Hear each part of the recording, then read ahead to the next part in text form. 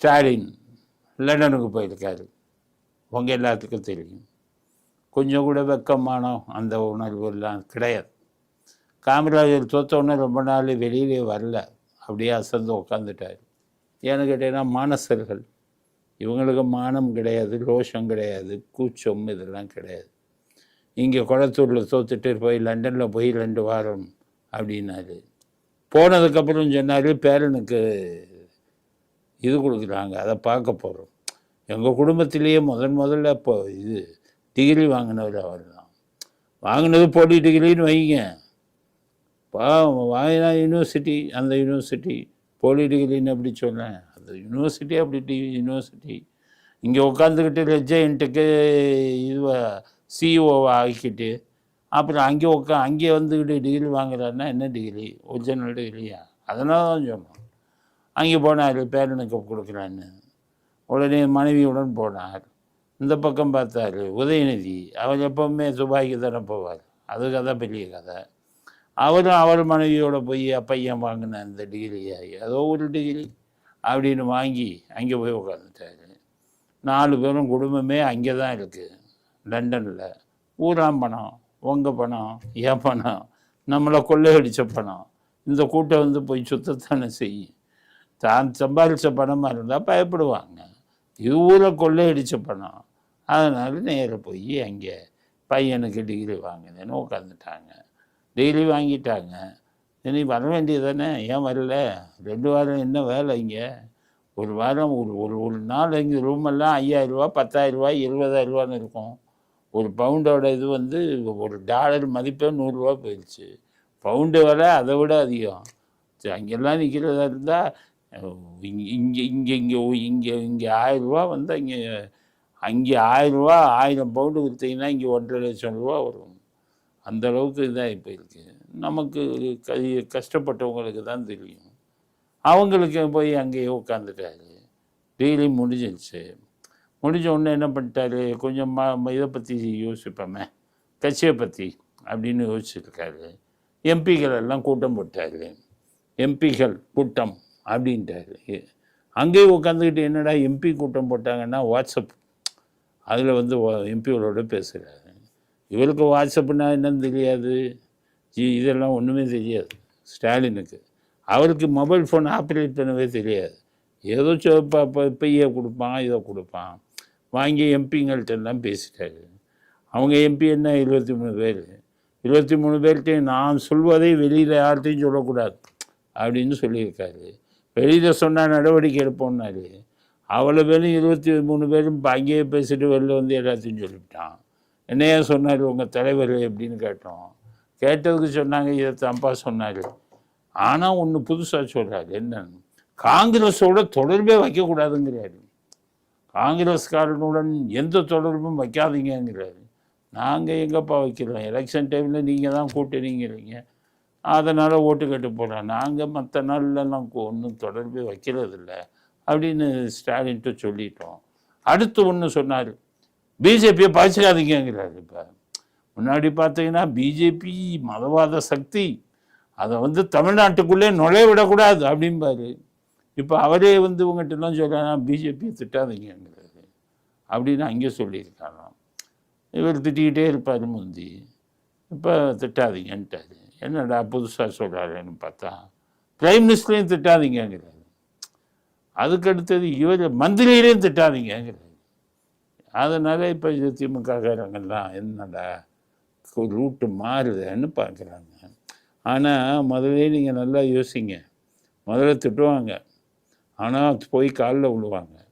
Income tax raid வந்துச்சுன்னா நேரில் டெல்லி ஏர்போர்ட்டுக்கு போவார், நிர்மலா சீதாராமனை கூப்பிடுவார், பேசுவார், காலில் விழுவார், வந்துடுவார், ரைடுன்னு. அவங்க அப்பாவுக்கு நாணயம் வெளியிடுறதுன்னா அங்கேருந்து ஒருத்தரை கூட்டிகிட்டு வருவார் மந்திரியை. இப்போ மந்திரியை கூப்பிடுவாங்க, ஆனால் வெளியில் திட்டுவாங்க. அங்கே மந்திரி கையால் நாணயத்தை வெளியிடுவாங்க. அவங்க அப்பாவுக்கு சிலையை திறக்குதுன்னா வேலையாலும் கூப்பிட மாட்டார். வெங்கையா நாயுடுவை போய் கூப்பிட்டாரு. உதவி ஜனாதிபதியாக இருந்தார், அப்போ துணை ஜனாதிபதியாக. அவரை கூப்பிட்டு எல்லாத்தையும் ஓப்பன் பண்ணாங்க. பிடித்து எப்போ அவங்களுக்கு இப்போ பாஜகவுக்கு வந்து பி டீம்மா பாஜக, திமுகவின் பி டீம்னு. அதனால தான் நாங்கள் அப்போ இருந்தே சொல்லிகிட்டு இருந்தோம், எல்லாமே பாஜகவுக்கு உதவி செய்வாங்க. ஆனால் வெளியில் தெரியுது அப்படின்னு. இப்போ வெளியில் தெரிகிற மாதிரியே கூட்டணியை வச்சிடலாம் அப்படின்னு முடிவுக்கு வந்துட்டாங்க. மந்திரி சபையில் மந்திரி பூரம் ஜெயிலுக்கு போகிறான். அதில் ஒரு 2-3 மந்திரியை வேண்டியவனை காப்பாற்றி விடலாம், இவனை பண்ண மந்திரி ஆக்கிடலாம். எப்படி ரைடு அடிக்கிறான்னு பார்ப்போம். முதல் சினிமாவில் மந்திரியை போட்டாங்க. போட்டு என்ன பண்ணாங்க, அவர் உடனே சரியில்லை, உப்பள பொடிகள் அப்பளவில் 6 பொடியோ என்னமோ பில்லு வந்தது, எல்லாம் மொங்காம் போட்டு கவர்மெண்ட்டு தலையில் கட்டினாங்க. அது மாதிரி இப்போ பிஜேபியோட போய் சேர போயிட்டாங்க. பிஜேபியும் இவங்களுடைய வரவேற்கிறார்கள். 2 கைக்கு கூப்பி வாங்கப்பான்னு. 2-3 மசோதா இருக்குப்பா, எல்லாத்துக்கும் ஓட்டு போடணும். அப்போ என்னென்ன மசோதா அப்படின்னு கேட்டார் ஸ்டாலின் ஃபோன்லேயே. அமித்ஷா சொன்னார், எல்லாம் நீங்கள் எதிர்த்த மசோதா தான்ப்பா. என்ன எதிர்த்தது அப்படின்னாரு. ஒரே நாடு ஒரே தேர்தல், நீ எதிர்த்தல்ல, அதுக்கு ஆதரவாக ஓட்டு போடுன்னாரு. நீங்கள் எதில் சொல்கிறீங்களோ ஓட்டு போட்டுருங்க. இங்கே விஜய் எங்களை காலி பண்ண பார்க்குறாரு, எங்களை காப்பாற்றுங்க. ஒரே நாடு ஒரே தேர்தலாக இருந்தாலும் சரி ஓட்டு போடுறோம். தொகுதி மறுமுறை, தொகுதி வரையறை அப்படின்னு ஒரு திட்டம் இருக்குது. 39 சீட்டை குறைக்கிறாங்களா இல்லை கூட்டுறாங்களா தெரியல. அது எதுவாக இருந்தாலும் உங்களுக்கு ஆதரவாக ஓட்டு போடுறோம் அப்படின்ட்டு சொல்லிவிட்டார். அதனால் எம்பிங்களை கூப்பிட்டு பேசுகிறாரு. யாரும் திட்டாதீங்க, பிரைம் மினிஸ்டரையும் திட்டாதீங்க. இவரும் பிரைம் மினிஸ்டர் தான் மோடி எல்லாம் ஜெயலலிதாவே போய் பார்க்காதவர், கருணாநிதியை போய் அப்போ பார்த்தாரு. அப்போவே நான் சொன்னேன், எப்பா அவங்க இது திமுகவுக்கு ஆதரவு வணங்கப்பான்னு பல தடவை சொல்லிட்டோம். அதுதான் நடந்திருக்கிறது. அதனால் தொகுதி எம்பிக்கள் கூட்டத்தில் மிகப்பெரிய அளவில் பேசிட்டு சொல்லிவிட்டார், எல்லாமே கண்டுக்காதீங்க. அதனால் தமிழ்நாடு ஆச்சரியப்படக்கூடிய அளவிற்கு செய்திகள் வரப்போகிறது அப்படின்னு சொல்லிவிட்டிருக்கிறார் ஸ்டாலின். அந்த இதை மட்டும் சொன்னால் போதாது இல்லை, கட்சியை வேறு சரி பண்ணணுமே. அதனால் கட்சிக்கு வந்திருக்காரு. கட்சிக்கு என்ன பண்ணலாம், அது துரைமுருகன் தோற்று போயிட்டார். அவர் பொதுச் செயலாளராக போட்டிருக்காங்க. அதனால் அவரும் ராஜினாமா பண்ணுற மூடுக்கு வந்துட்டார்.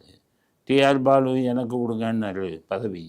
இப்போ பொதுச் செயலாளர் போஸ்ட்டுக்கு டிஆர் பாலு இது பண்ணிவிட்டு இளைஞரணி செயலாளர் இருக்கார்ல, 50 வயசு நெருங்கி 50 வயசே ஆகிய நம்ம உதயநிதி தூக்கி ஆக போகிறாங்க அப்படின்னு பண்ணுறாங்க. உதயநிதி தூக்கி 50 வயசு நெருங்க போகுது. இந்த குடும்பமே சீனியர் சிட்டிசன் ஆனாலும் இளைஞரணியில் இருப்பான். 65 வயசு வரை இருந்தார் ஸ்டாலின். இப்போ அவருக்கு ப்ரமோஷனு. அதனால் பொதுச் செயலாளராக உதயநிதி ஆக்கலான்னு பேசிட்டாங்க. உடனே கனிமொழி இந்த வேலை வச்சுக்காத, நீ சொன்னதுக்கெல்லாம் சும்மா இருந்தேன், இப்போ விஜய் வந்துட்டார், என்னைய பொதுச் செயலாளராக்குங்கிறாங்களா அவங்க. அதனால் 2 பேரும் மோதலில் ஜெயிப்பது யார் அப்படின்னு முடிவாகும். ஜெயிச்சா உதயநிதியை பொதுச் செயலாளராக ஆக்குனா, இங்கே இன்ப நிதியை இளைஞரணி செயலாளராக ஆக்குவது அப்படின்னு முடிவு பண்ணியிருக்காங்க. பிஏன்னு போட்டுக்குவார். அவர் 10 லண்டனில் படித்தார். நீங்கள் ஆக்ஸ்ஃபோர்டு, லண்டன்னாலே ஆக்ஸ்ஃபோர்டு கேம்பிரிட்ஜ், அவர் லண்டனில் படித்தார் அப்படிமா. இப்போ என்ன இருக்குது, யூனிவர்சிட்டி பேரவே வாயில் வராது. அங்கே 10 யூனிவர்சிட்டி இருக்குது, ப்ரைவேட் யூனிவர்சிட்டி. காசு கொடுத்தா பணம், டிகிரி, பணக்காரவங்க ஊரை கொள்ளையடிச்சு வச்சுருக்காங்க. அதனால் டிகிரியை வாங்கிட்டு அங்கேருந்து திரும்புகிறாரு. ஆனால் இதில் பிஸ்னஸ் இப்போ இது முடிக்கிறாரு பாருங்க. கனிமொழி விஷயத்தை முடிச்சு கனிமொழி மட்டும் தலையாட்டிட்டா பொதுச் செயலாளர் ஆகி விடுவார் இவர் உதயநிதி. கனிமொழிக்கு ஒரு பதவியை கொடுத்துட்டு திமுகவுக்கு போனால் ஒரு ப்ரைவேட் லிமிடெட் கம்பெனி மாதிரி தன்னுடைய குடும்பத்தின் ஆதிக்கத்தில் வச்சுக்குவாங்க. திமுககாரனுக்கு தான் மான வெக்கம் ரோஷம் சூடு சொல்லணும் எல்லாம் இல்லையே, எல்லாத்தையும் தொடச்சி போட்டான். சொல்லணும் உள்ளவன் மானம் உள்ளவன்லாம் திமுக தாவைக்காக போயிட்டான். ஒன்றுமே இல்லாதவன் அங்கேயே உட்காந்துருக்கான். அதனால என்ன நடக்க போகுதுங்கிறத வேடிக்கை பார்ப்போம். ஆப்பட்டது பிஸ்னஸ்.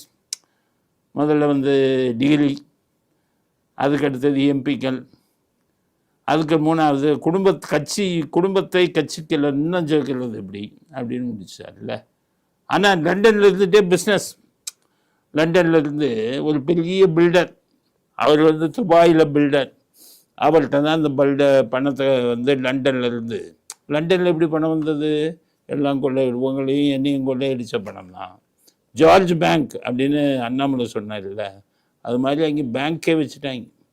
பேங்க்கே வச்சுட்டு ஊருக்கு பூரா வட்டிக்கு விட்டாங்க மருமகனை வச்சு. ஊருக்கு அண்ணாமலை சொன்ன மாதிரி ஊருக்கு பூரா வட்டி. இப்போ வட்டிக்கு போன பணமெல்லாம் இங்கே நிறைய குவிஞ்சு போச்சு. லண்டனில் வட்டிக்கு வரலன்னா எங்கே? எல்லாம் இதுங்கள்ல ஐரோப்பா நாடுகளில் அங்கே பூரா குவிஞ்சு போச்சு. இந்த பணத்தை என்னடா பண்ணுறது அப்படின்னு துபாயில் இருக்கக்கூடிய பில்டர் அவர்கிட்ட கோடிக்கணக்கான ஆயிரக்கணக்கான கோடி ரூபாயை கையில் கொடுத்துட்டான். அந்த துபாயில் இருக்கிற பில்டர் என்ன பண்ணுறான்? இந்த பில்டருக்கும் பூரா இங்கே இருக்குது இதே வேலை. எல்லா பில்டரும் அரசியல்வாதிட்ட தொடர்பு இல்லாத பில்டரே கிடையாது. ஓபிஎஸ், இபிஎஸ், இவங்க ஸ்டாலின், உதயநிதி எல்லாம் இவங்களோட கருப்பு பணம் பூரா அங்கே தான்.